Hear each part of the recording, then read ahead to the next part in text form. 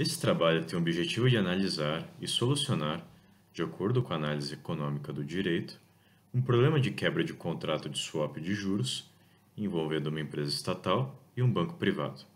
Adaptamos e simplificamos essa análise a partir do caso ocorrido a partir de 2007 entre o Metrô do Porto, companhia responsável pelos serviços de metrô na cidade de Porto, em Portugal, e o Banco Santander Tota S.A., também de Portugal. O caso se dá a partir de Vena e Anchu de 2016. A pergunta central gira em torno da decisão de quebra de contrato por parte da empresa estatal. Cabe averiguar se a quebra seria justificada pela eficiência econômica ou se essa estaria associada ao cumprimento do contrato. A seguir, apresentaremos a introdução ao problema, análises ex ante e ex post e a conclusão. Antes de partirmos para o caso a ser analisado, precisamos entender o que é um contrato de swap. Um contrato de swap de juros é uma troca de fluxos futuros de juros. Essencialmente, um fluxo de pagamento de juros futuros é trocado por outro, baseado em um montante específico de principal. Cada participante em um swap é referido como uma parte, ou juntos como contrapartes. Instituições financeiras usam swaps de juros para administrar risco de crédito, se proteger contra possíveis perdas e obter renda por meio de especulação em uma mesa de trading, por exemplo. Enquanto swaps de juros são bastante complexos, eles permitem que instituições financeiras e corporações administrem dívidas e riscos mais eficientemente. O tipo mais comum de swap de juros é o swap vanilla. Em uma swap vanilla, uma parte, o pagador, concorda em pagar uma taxa fixa de juros, enquanto a outra parte, o recebedor, concorda em pagar taxas variáveis de juros, que geralmente são atreladas à taxa interbancária, ou seja, ao CDI, para o caso do Brasil, ou a LIBOR para o caso de vanilla swaps estrangeiras. Note que as contrapartes não trocam seus investimentos efetivos ou todos os seus pagamentos de juros. Elas simplesmente concordam em realizar pagamentos entre si, baseando-se no aumento ou na queda da taxa de juros variável. Existem tantos benefícios quanto riscos potenciais para ambas as partes em uma swap de juros. Se a LIBOR sobe, o pagador se beneficia, pois sua taxa não varia e o recebedor agora lhe deve a diferença entre a taxa fixa e a taxa variável. Se a LIBOR cai, o recebedor se beneficia porque sua taxa variável agora é mais baixa do que a taxa fixa, e este receberá a diferença que o pagador deverá arcar. No caso em que o grupo está analisando, uma empresa estatal que fornece e administra os serviços de metrô de uma grande metrópole europeia assina um contrato de swap de juros com um importante banco privado europeu. Nesse contrato, a empresa opta por trocar uma dívida em taxa fixa por uma dívida em taxa variável, acreditando que dessa forma teria alguma vantagem para se financiar. O caso é curioso, porém, pelo contrato apresentar um efeito bola de neve. O que seria esse efeito bola de neve? Seria uma cláusula em que a taxa devida por uma das partes é acumulada com a taxa paga anteriormente, aumentando explosivamente ao longo do tempo.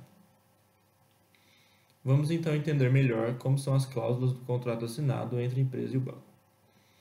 No contrato, ficou especificado que o banco pagará à empresa, a cada ano, uma taxa fixa de 4% sobre o valor nominal de 100 milhões de euros. A empresa, por sua vez, pagará ao banco, a cada ano, uma taxa fixa de 1,5% somado a um spread indexado à taxa LIBOR, sobre o mesmo valor nominal de 100 milhões de euros. Esse spread seria de apenas 1% caso a taxa LIBOR fosse, durante o ano, acima de 2%. Porém, caso a taxa LIBOR fosse menor do que 2% ao ano, o spread seria de 2% subtraído pela taxa LIBOR efetiva, tudo isso somado ao spread anterior. Ou seja, a cada ano, o valor do spread aumentaria constantemente, caso a taxa LIBOR fosse menor do que 2% ao ano. Como a taxa LIBOR era estável em torno de 3% ao ano durante vários anos, a empresa de metrô viu vantagem ao assinar o contrato.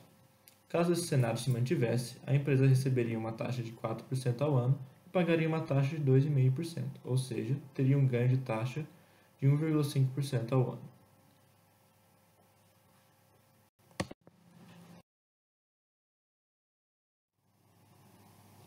Um ano depois de o contrato ser fechado, porém, o mundo imergiu em uma grave crise financeira, afetando bruscamente o mercado europeu. Assim, as taxas de juros caíram para um nível próximo de zero por um longo período de tempo. Dessa forma, a cláusula bola de neve foi ativada e a empresa de metrô teria de arcar com uma dívida bilionária. Com a taxa de juros do contrato aumentou cerca de 2% a cada ano. Depois de alguns anos da assinatura do contrato, a empresa deixou de pagar a sua parte do contrato de swap e processou o banco por má-fé, por ter ludibriado a empresa na hora da venda do contrato. Por definição, os contratos são imperfeitos a partir do momento em que não conseguem captar todos os riscos possíveis. Isso acontece porque, na vida real, os custos de transação para prever todas as possibilidades são elevados, o que acaba fazendo com que os contratos fiquem imperfeitos. Devemos considerar, então, eventuais riscos não capturados pelo contrato. No caso estudado, por exemplo, identificamos eventuais riscos de uma mudança no cenário macroeconômico que afetaria as taxas de juros do mercado, provocando a falência de alguma das partes, entre outras graves consequências que podem afetar o bem-estar agregado, como a diminuição do lucro do banco, que pode diminuir a disponibilidade de empréstimos e trazer incerteza ao mercado financeiro, ou a diminuição do lucro da estatal, que pode trazer uma piora da qualidade do serviço de metrô da cidade e uma diminuição de investimento em novas linhas. É importante também definirmos o conceito de assimetria de informações. O conceito de assimetria de informação pode ser entendido quando uma parte tem mais ou melhor informação do que a outra, e com isso obtém vantagem na negociação, como por exemplo no cumprimento de um contrato.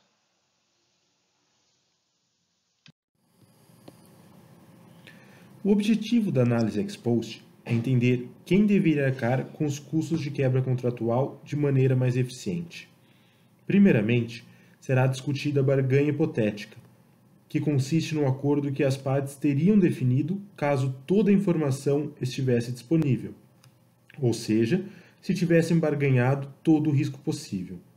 Quando o contrato é perfeito e eficiente, todos os ganhos de cooperação possíveis entre as partes foram obtidos, mas, em toda situação real, os custos de transação são positivos e os contratos serão imperfeitos, como no caso analisado. A partir da barganha hipotética, é possível encontrar qual das partes seria o tomador de risco eficiente. O tomador de risco eficiente é a parte do contrato que possui menores custos e lidar com os riscos que não haviam sido previstos, ou seja, a parte com maior poder de prever os riscos antes desconsiderados. Assim, podemos chegar a uma solução economicamente eficiente, que vai dizer qual das partes deveria arcar com prejuízo ou a maioria dele. O banco, que é do ramo financeiro há tempo, este acompanha diariamente as flutuações econômicas, bem como as projeções conjunturais elaboradas por sua equipe econômica. A empresa de metrô não precisa elaborar previsões econômicas para seu bom funcionamento, por isso, não possui uma equipe econômica em seu quadro de funcionários. Sendo assim, o banco certamente possui maior informação sobre a conjuntura econômica e as flutuações da economia, fazendo deste o tomador de risco eficiente. Em conclusão, mesmo o banco tendo maiores informações sobre a conjuntura econômica, existem outras variáveis além do alcance do banco que afetariam a economia.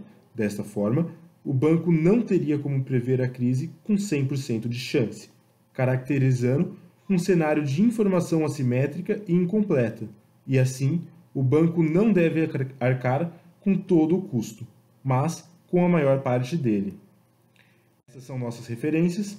Boa noite e seja feliz.